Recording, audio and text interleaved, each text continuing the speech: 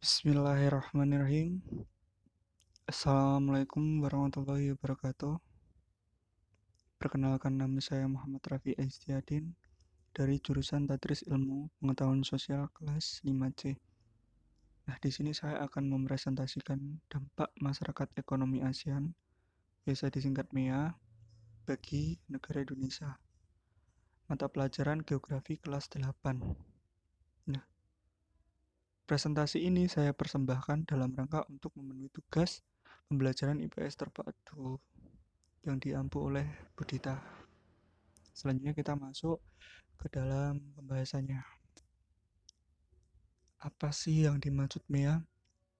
Nah, MEA itu kepanjangannya yaitu adalah Masyarakat Ekonomi ASEAN. Nah, itu adalah sebuah integrasi ekonomi ASEAN dalam menghadapi perdagangan bebas antar negara-negara ASEAN. Nah, tujuannya apa sih?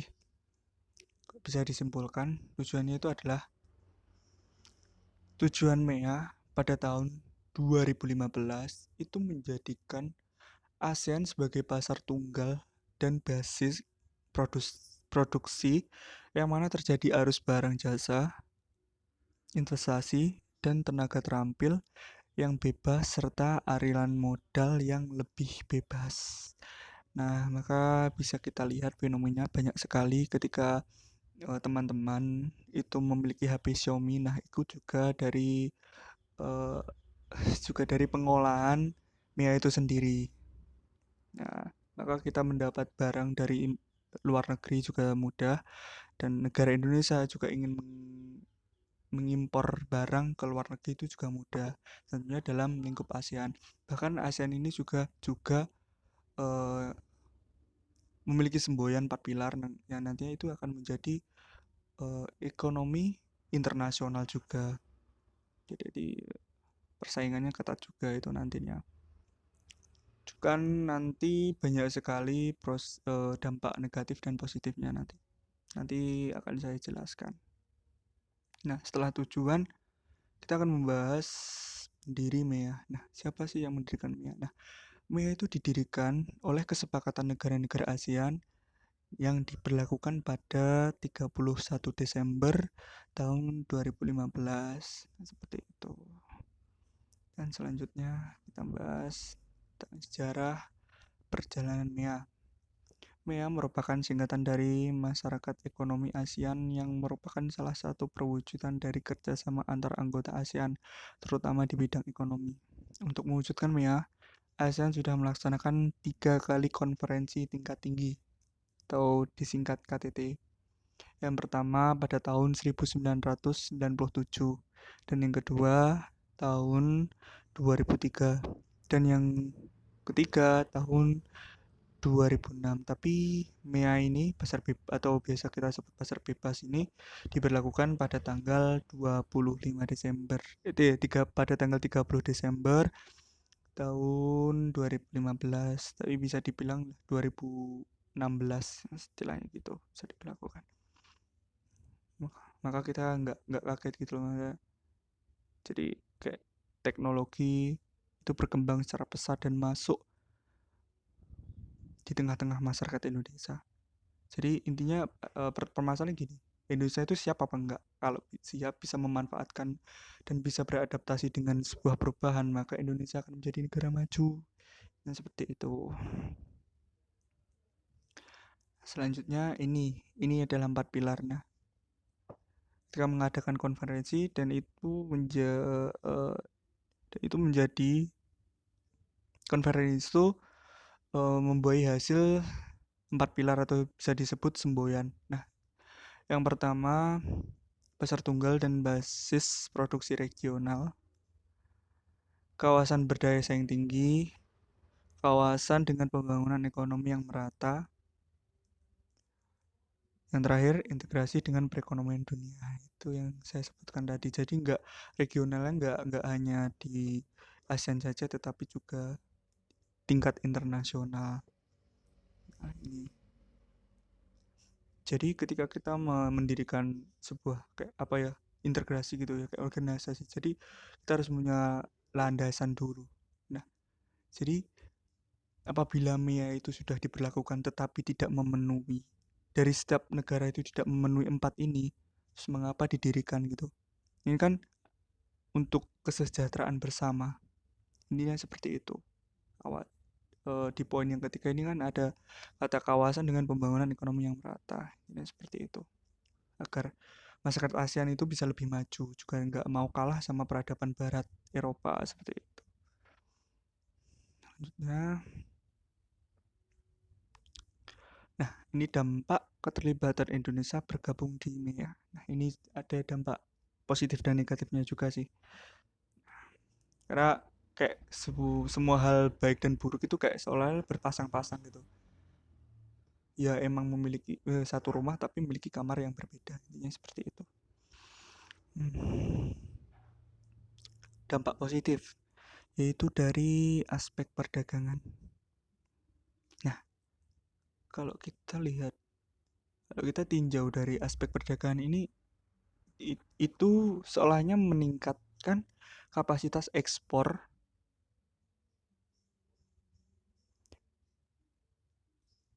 Nah, jadi ketika Indonesia memiliki barang lokal atau lokal pride, maka bisa diekspor di luar negeri. Nah, apabila ekspor kita meningkat, ekspor negara itu meningkat, itu juga akan meningkatkan devisa negara.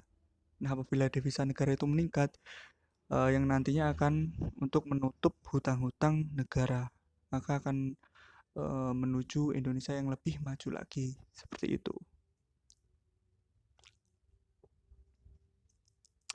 Nanti juga ada tingkat perbandingannya juga sih, perbanyak ekspor atau impor, istilahnya seperti itu. Kalau Indonesia bisa meraih poin itu memperbanyak ekspor, maka pemasukan Indonesia juga akan semakin lebih banyak lagi, terutama di bidang ekonomi. Yang selanjutnya yaitu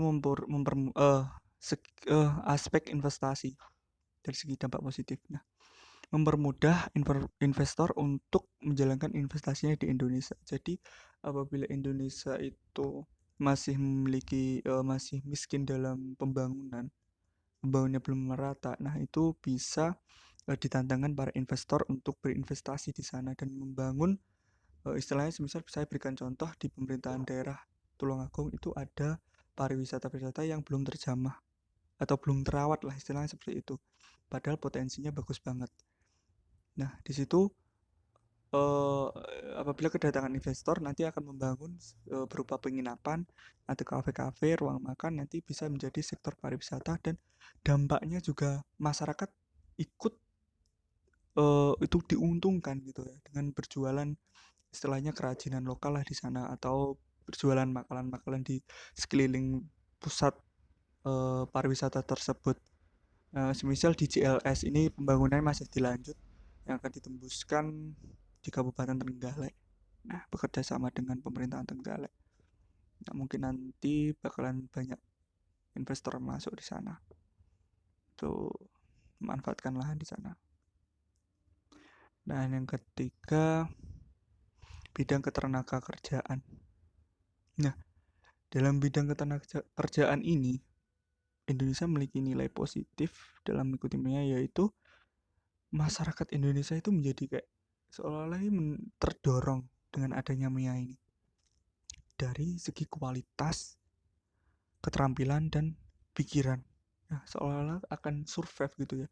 Mampu nggak masyarakat Indonesia itu beradaptasi mengikuti perubahan gitu ya. Saya seperti itu.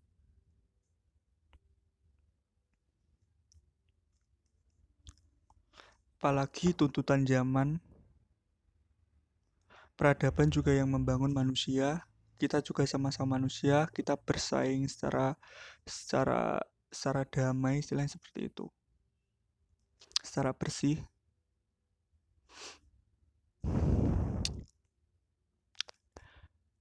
Dan selanjutnya dampak negatif. Nah, dampak negatif yang pertama itu dari segi kompetensi. Kompetensi ini akan dengan kedatangannya pasar bebas itu, ini akan mengancam produk lokal. produk emang bahkan kita sudah mengakui sih kalau kedatangan produk-produk dari luar itu istilahnya sedikit menggeser peluang produk lokal yang ada di Indonesia. Karena masyarakat Indonesia sebagian sudah kedoktrin pada pemikiran-pemikiran barat, membeli barang-barang dari barat, bergaya seperti orang barat, seperti itu. Nah, maka di sini produk lokal akan sedikit terancam. Maka ada jargon seperti ini. Cintailah produk-produk dalam negeri, istilah seperti itu. Itu juga kita sudah membantu gitu loh. Kalau kita membeli produk dalam negeri, sudah membantu Indonesia untuk menstabilkan ekonomi. Yang kedua dari segi eksploitasi. Nah, jadi terjadinya arus yang sangat pesat pada tenaga atau jasa investasi investor itu mengakibatkan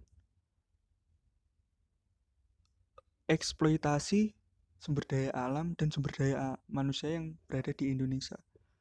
Ini ada contoh sih. Belum lama di daerah Papua itu terjadi kebakaran hutan. Nah, yang menjadikan dalih bahwa hutan-hutan tersebut alih fungsi lahan yang sebelumnya itu daerah tropis, daerah hujan tropis digantikan sebagai kelapa sawit. Padahal Indonesia itu dicap sebagai paru-paru dunia. Jadi ketika kita menjadi investor kita harus jangan seolah-olah kita berpandang kepada sektor ekonomi, tapi juga kita melihat dari sudut pandang yang lain, dari sudut pandang sumber daya alam juga. Karena untuk keberlangsungan kita hidup di dunia itu kita butuh hutan.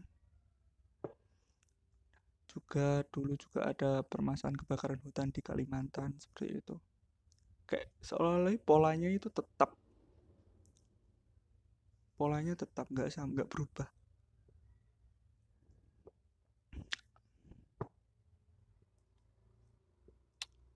Dan yang terakhir bidang ketenaga kerjaan. Nah, apabila masyarakat Indonesia sendiri nggak istilahnya tidak sanggup survive atau menerima perubahan, adaptasi, nah, ini kemungkinan dampak terburuknya yaitu adalah sulit mendapatkan pekerjaan itu sendiri. Jadi faktor kualitas SDM. Bahkan sekarang sudah ada pekerja asing yang berbondong-bondong datang di Indonesia. Seperti itu. Maka dan kita sebagai pendidik nanti yang bakal menjadi pendidik kita harus menanamkan pendidikan karakter seperti itu kepada generasi kita yang nantinya akan meneruskan perjalanan kita nanti.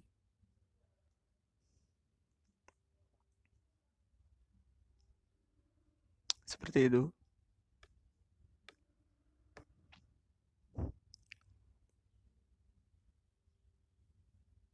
Oke, terima kasih. Sekian dari apa yang saya sampaikan. Apabila ada kurang lebihnya, mohon maaf. Walafu minkum, wa fiqh ila Assalamualaikum warahmatullahi wabarakatuh.